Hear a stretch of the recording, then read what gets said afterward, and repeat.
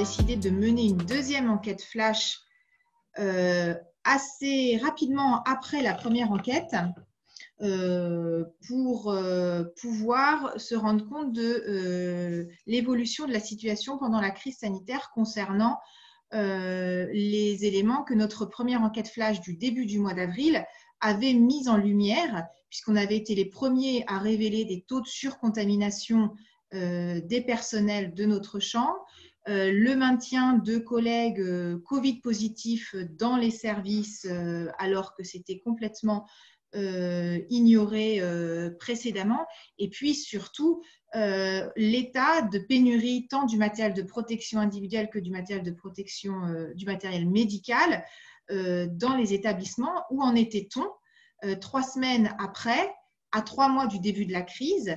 C'est pourquoi on a mené une deuxième enquête qui nous a donné des éléments confirmant malheureusement l'aggravation sur tous ces aspects de la situation, mais aussi qui a mis en lumière des nouvelles informations, notamment sur les dysfonctionnements majeurs qu'a connus la médecine du travail pendant cette période, sur le fait que effectivement c'était bien le secteur public qui s'était trouvé en première ligne face à l'épidémie, et puis sur des arguments concrets, factuels, qui démontrent complètement l'orientation que veut prendre le gouvernement au travers du Ségur sur une accélération des réformes, une accélération de la régionalisation ou de la décentralisation de notre système de santé. Et ce qu'on a pu recenser, nous, montre que justement, il est prépondérant de garder un cadre national pour le fonctionnement de notre système de santé. Le constat qu'on a posé sur tous ces éléments est accablant pour le gouvernement, pour les ARS dans leur gestion, ou plutôt dans leur mauvaise gestion, impréparation, non-anticipation et même pendant la crise.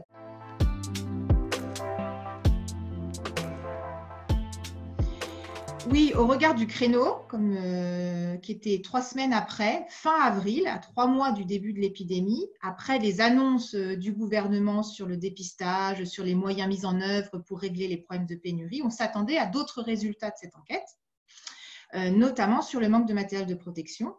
Et malheureusement, force est de constater que la réalité sur le terrain ne correspond pas aux annonces, aux effets d'annonce qu'on a pu constater dans la période. C'est-à-dire que finalement, nos établissements manquaient toujours, ultra majoritairement, de matériel de protection individuelle, et notamment dans les grands établissements. 63% au global de nos syndicats dénonçaient qu'il manquait toujours de matériel de protection individuelle. C'est 81% du salariat recensé dans l'enquête. Et sur les gros établissements, c'est-à-dire les CHU, c'est encore plus important, puisque c'était 84% de ces CHU qui dénonçaient fin avril, manquaient de matériel de protection individuelle. Voilà, c'est un constat qui nous a étonnés un peu, parce que malgré tout, il corroborait complètement les témoignages que nous continuions à recevoir de personnel nous disant qu'ils n'avaient pas les surblouses, qu'on était obligé de relaver du matériel à usage unique, qu'il n'y avait toujours pas les masques FFP2 pour prendre en charge des patients, et notamment des patients Covid. Malheureusement, notre enquête le confirme d'une façon indéniable.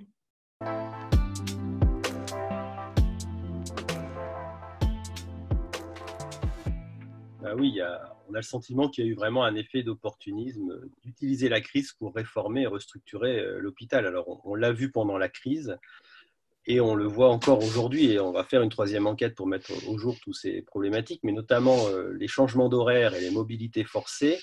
C'est des choses qui ne se font pas d'habitude à l'hôpital du jour au lendemain. Et là, la crise a été l'alibi pour faire changer les horaires. On a noté d'ailleurs aussi des choses qui nous ont beaucoup surprises, notamment que les établissements moins confrontés à la crise Covid ont aussi déréglementé le travail. Et on a vu qu'on avait classé les zones vertes, c'est-à-dire les régions moins exposées, et les zones rouges, les régions les plus exposées. que les différences sont faibles sur les déréglementations entre ces deux zones. Et on a beaucoup d'établissements qui sont passés en 12 heures alors qu'ils n'ont été très peu confrontés à la crise. Et aujourd'hui, on voit même arriver un chantage aux vacances par rapport aux déréglementations du travail qui apparaît. Sur l'offre de soins, c'est pareil. On voit aussi une restructuration qui s'est mise en place pour l'offre de soins pendant la crise et on ne voit pas se réorganiser à l'identique l'offre de soins à la sortie de la crise.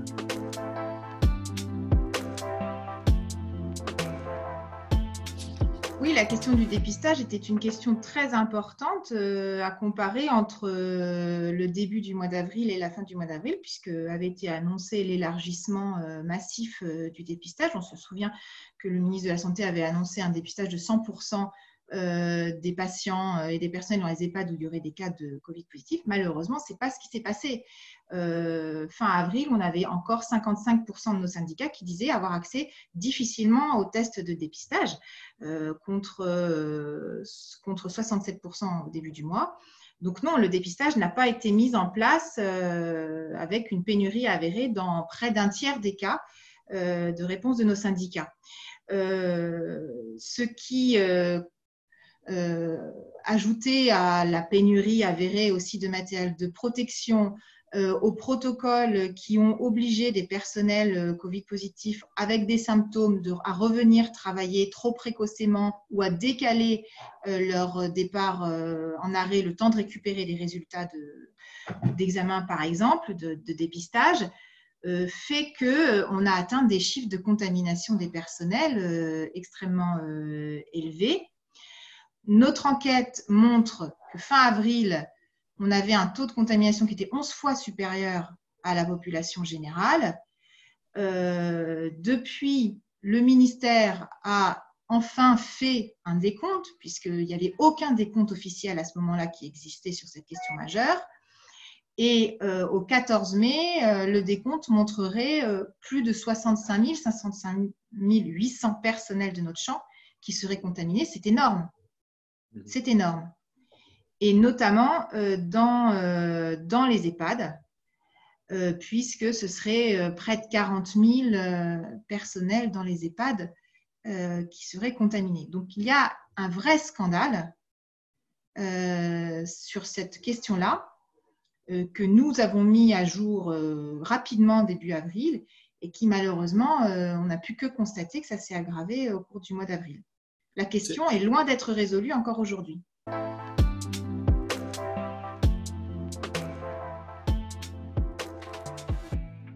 Ils ont peu fonctionné en fait de façon classique.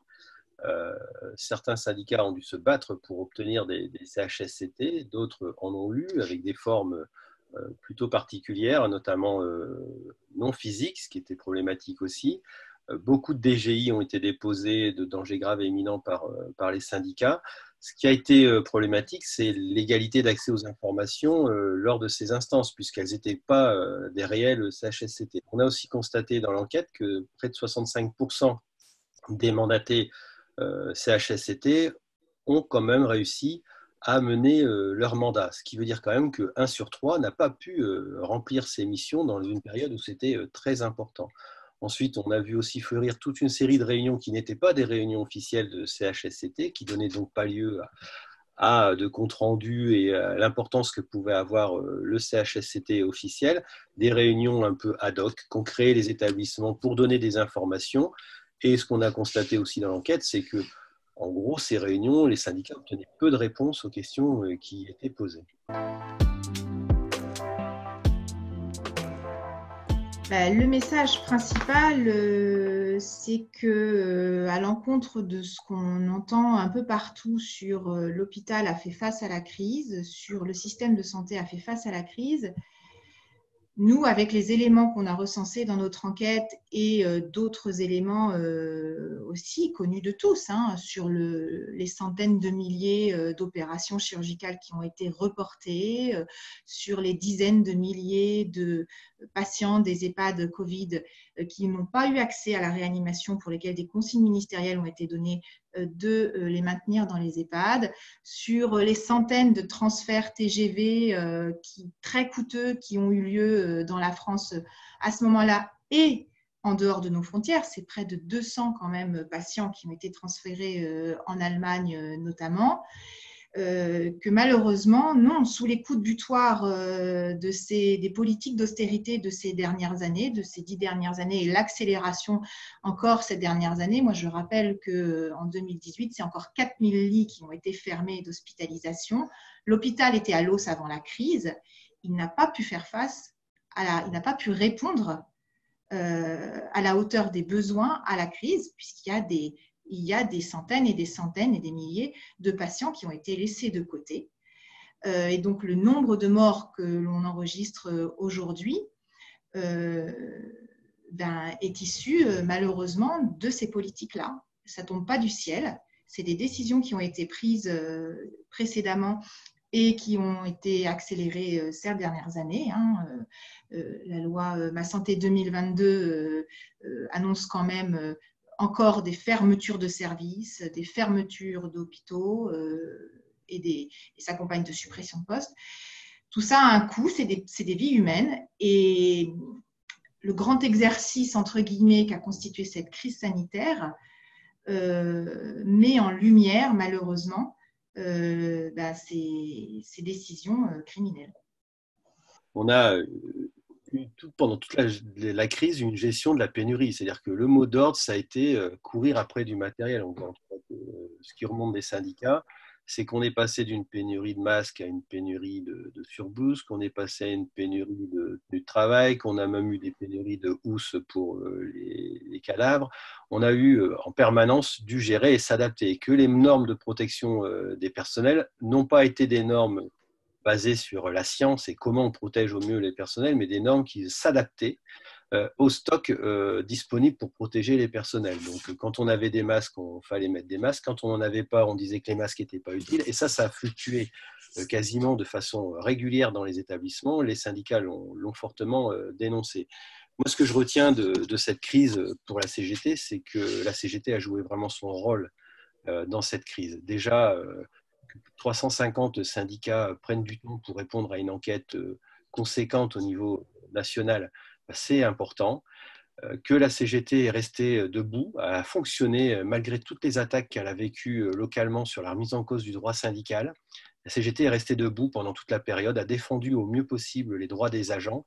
Et ça, c'est quelque chose duquel nous pouvons tous être fiers collectivement, que ce soit les syndicats, mais aussi les départements, les régions qui ont tout fait pour permettre une continuité de notre activité et de permettre une parole des salariés dans une période où justement on leur disait de soigner et tais-toi. Et donc je pense que c'est l'enseignement aussi qu'on peut retenir de cette crise, c'est que malgré la crise, des gens se sont exprimés, que nous on a pu dans nos établissements dénoncer localement ce qui s'est passé, que nationalement on ait pu le faire aussi. Après, les grosses craintes qu'on peut avoir à la sortie de la crise, c'est tous les effets secondaires, et donc on pourrait appeler ça les effets collatéraux de la crise, notamment tout ce qui va être pérennisation des déréglementations du travail, qui sont quand même un peu au cœur du Ségur, indirectement, quand on voit, mais aussi toutes les pertes d'offres de soins et d'offres du secteur médico-social et social.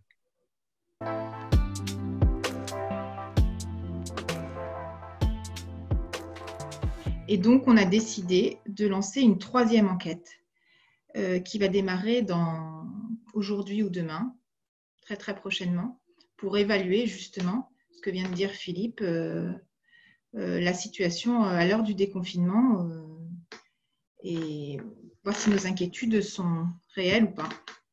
On compte sur la participation et la mobilisation de tous les syndicats à cette enquête pour pouvoir dénoncer clairement tous les dysfonctionnements en cours dans nos hôpitaux. Plus on aura de réponses, plus la parole de notre enquête serait importante. Et pour conclure, notre enquête n'est pas une enquête scientifique, elle repose sur les informations que nos syndicats ont dans les établissements. Ce n'est pas une enquête scientifique, elle ne dit pas toute la vérité, puisque ce n'est pas possible à l'échelle d'une fédération, mais elle dit beaucoup de vérités qui sont aujourd'hui difficiles à entendre pour le gouvernement et les pouvoirs publics.